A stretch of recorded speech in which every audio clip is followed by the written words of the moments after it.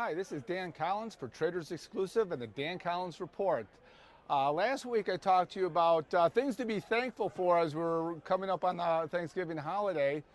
And a week later we have a lot to be thankful for in terms of the economy. The news is coming out.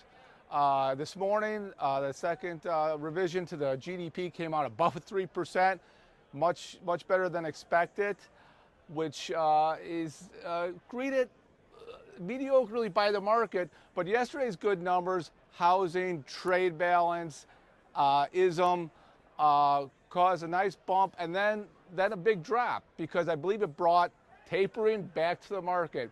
I had told you prior that we don't expect the Fed to go ahead and taper until the first quarter after that January deadline on the budget and the February deadline on the debt ceiling extension comes up. They'd be hard pressed. They probably don't want to begin until that's behind them. But the news has been very good. Tomorrow, the November unemployment report comes up. And if that's positive, they're expecting, I think, somewhere between 180 and 200,000. If that's better than expected, it'd be hard pressed for the Fed not to begin to taper at the December meeting.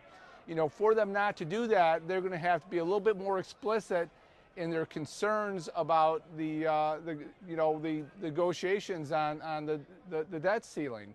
They've been a little bit obscure. They've talked about some of the fiscal headwinds. They've been cautious not to criticize Congress too much, but obviously that's a problem. Obviously, in their veiled, talk, they talked about how difficult that has been and some of these other issues. But all the numbers have been very positive. But the good thing about that is December is usually a strong month, but a quiet month. The holiday seasons, people take time off. Obviously, good news, strong news. If it brings taper back on the table, brings back more volatility.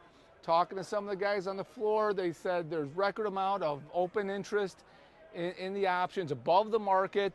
Market tends to work as a magnet, so that can work as a rally.